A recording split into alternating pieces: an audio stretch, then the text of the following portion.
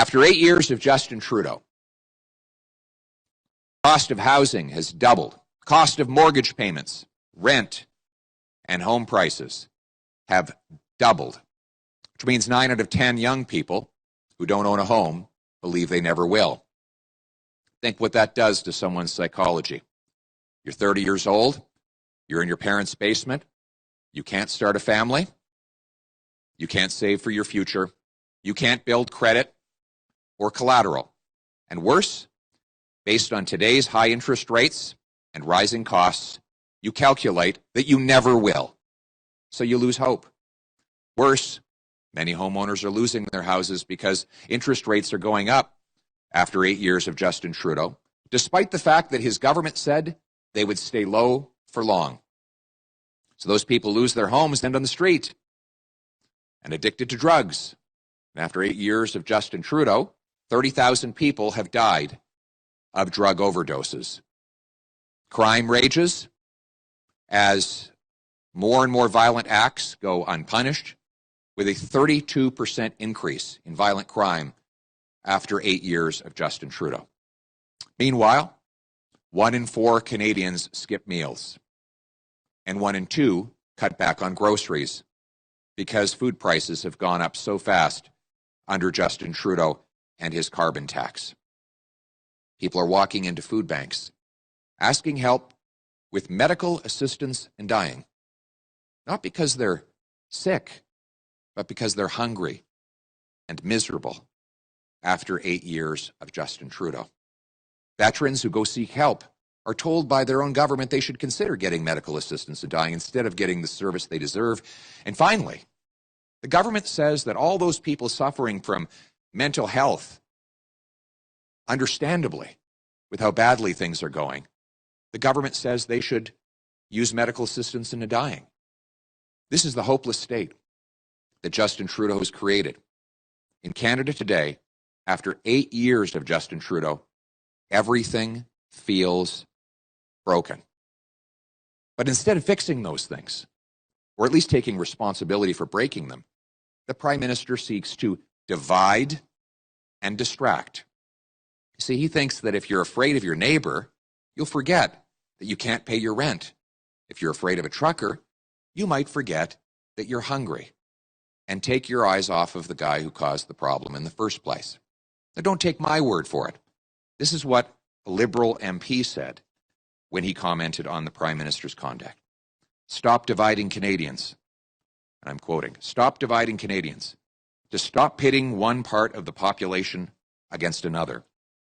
I can't help but notice, with regret, that both the tone and the policies of my government changed drastically on the eve of and during the last election, from a positive and unifying tone to a decision was made to wedge, to divide, and to stigmatize. I fear that this politicization of the pandemic risks undermining public trust in our public health institutions. This is not a risk that we should take lightly. It's time to stop the division and the distraction. End quote. The Prime Minister's own Deputy Prime Minister, Chrystia Freeland, said that COVID was a political opportunity. And his former Finance Minister, Bill Bourneau, says that the Prime Minister used vaccines as a wedge issue to divide people. And thus, a lot of people were so helpless and so desperate, they ended up participating in a protest in Ottawa. This was an emergency that Justin Trudeau created by attacking his own population, by driving up their cost of living, by making it impossible for people to pay their bills and live their lives in peace. He caused the emergency that unfolded. And then when he caused it, he piled on, he poured more gasoline on the fire with nasty insults, jabbing his finger in the faces of his own citizens, something that even today's report acknowledged contributed to the length and the intensity of the protest. Everything feels broken in Canada, but we can fix it. As Prime Minister, I'll bring people together. I'll listen to their concerns and understand the suffering that they experience.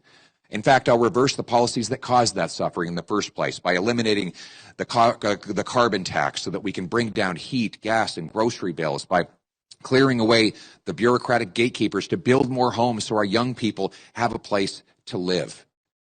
I'll get off the backs and out of the way of our First Nations people so that they can supply themselves with a good quality of life. In other words, instead of divide and conquer, we'll unite for hope in this country. It's common sense. Now let's bring it home. Thank you.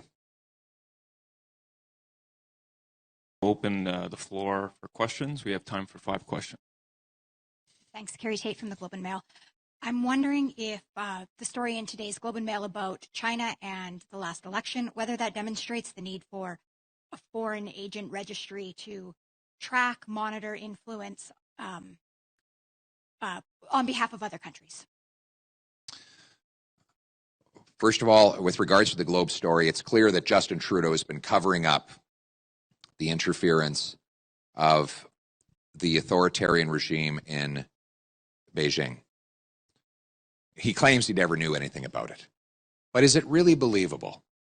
Is it really believable that our foreign intel, is it really believable that CSIS would write an entire report and share it with foreign governments without actually telling our own Prime Minister? Is it really believable that the many reports that have been written over the last 4 years about this, that have now come to light in newspapers because they've been leaked by courageous whistleblowers inside our intelligence apparatus, never were brought before the Prime Minister of Canada? Of course that is not believable. Justin Trudeau knew about this interference, and he covered it up because he benefited from it. He is perfectly happy to let a foreign authoritarian government interfere in our elections as long as they're helping him. And according to the Globe and Mail story today, this foreign authoritarian government wanted to see Justin Trudeau as Prime Minister because they knew that he would work for their interests rather than Canada's interest. And that's why he's covered up this information for so long. As to your specific question, I believe we need a public registry of all those who do paid work on behalf of foreign authoritarian regimes to influence or manipulate our politics or government. Thank you. Josh McLean, CBC News, and if you don't mind responding in English. Sorry, I didn't hear that. If you want me to write it in French? In English and French, please. English, sure. Justice Rouleau said that he did not accept the organizers' descriptions of the protest as lawful, calm, peaceful, or something resembling a celebration. He wrote that the bigger picture reveals the situation in Ottawa was unsafe and chaotic. Justice Rouleau also found that the federal government's use of the Emergencies Act was justified. Do you accept Justice Rouleau's findings, and do you regret endorsing the Freedom Convoy? Well, first of all, your question was typical of CBC, bias again. You forgot to mention what the report said, which is more of an effort should have been made by government leaders at all levels during the protest to acknowledge that the majority of protesters were exercising their fundamental democratic rights. What I said before, during, and after the protest was that I condemn anyone who behaves badly, breaks laws, or blockades critical infrastructure, while standing on the side of the hardworking people who have suffered so much under 8 years of Justin Trudeau and were desperately trying to have their voices heard against an insulting and divisive Prime Minister. And the only reason that we had this emergency is because Justin Trudeau wanted it to happen, because he wanted to distract and divide Canadians from the pain and suffering that he has caused by driving up their cost of living, making it impossible for our youth to own homes, by taxing our working class, and by imposing unnecessary and unscientific rules that brought an end to the livelihoods of countless heroes we needed for our economy. Thank you. Encore une question biaisée de CBC.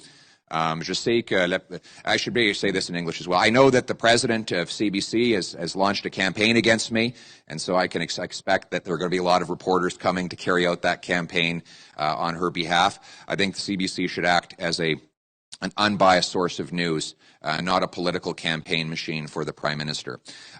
Donc, la question est biaisée. Le journaliste a manqué ce que le rapport a dit, que, et je cite, les responsables gouvernementaux à tous les niveaux auraient dû faire davantage d'efforts pendant les manifestations pour reconnaître que la majorité des manifestants exerçaient leurs droits démocratiques fondamentaux. Évidemment, nous condamnons tous, comme j'avais fait dans le temps, dans l'époque, tous ceux qui ont brisé des lois ou qui se sont mal comportés ou qui ont bloqué de l'infrastructure essentielle.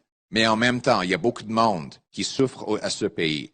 Et au lieu de les diviser, de les stigmatiser, comme a dit le député libéral Joel Lightbaum, il faut unifier les gens et reconnaître la peine qu'ils souffrent. Et c'est comme ça qu'un premier ministre devrait agir, et c'est ce que je vais faire quand je serai Premier ministre. Merci. Brody Thomas, Post Media.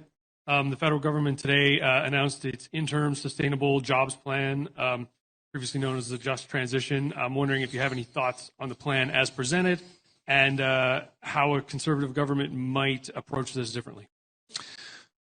Well, I can tell you, Vladimir Putin is smiling today because as Justin Trudeau drives energy jobs out of Canada, he drives money into the hands of foreign polluting dictatorships.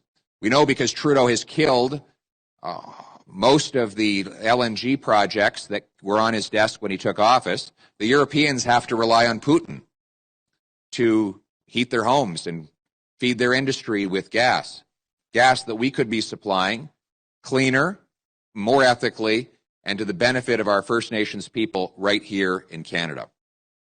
Justin Trudeau's approach is hurting our environment by driving jobs, business, and opportunity out and global pollution up.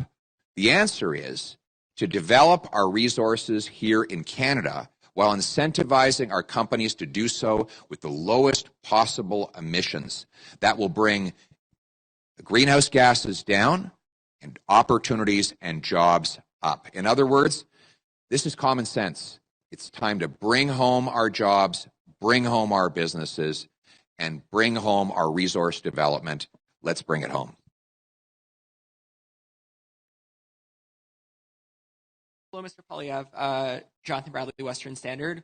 My question for you is, given the release of the Public Order Emergency Commission's report and rising Western alienation, it's clear there is divisions among Canadians. What role has Prime Minister Justin Trudeau played in this division, and how can it be resolved? He hasn't played a role. He is the division. His purpose is to divide and conquer. He believes that if he can turn Canadians against each other, then they'll forget how miserable life has become after 8 years of his tax hikes, inflation, and out-of-control cost of living. With costs, crime, and corruption raging after 8 years of Justin Trudeau, it's no wonder he wants the focus off him, and he wants Canadians fighting with each other. So you can expect him to continue to divide people by race, region, vaccine status, and any other fault line that he can invent. But instead of divide and distract, what we need to do is unite for hope, to bring people together and tell them that tomorrow can be better than today. Let's just remove all these painful taxes that have driven people into poverty. Let's end the inflationary deficits that send the cost of living up faster than at any time in 40 years. Let's clear the bureaucratic blockades to build millions of new homes so our young people can actually have a roof over their head and not just live in their parents' basements. And let's bring back freedom of speech and freedom of expression so everybody can have a voice again in this big, beautiful, wonderful country of ours. Let's unite our people for hope, and let's bring it home. Thank you.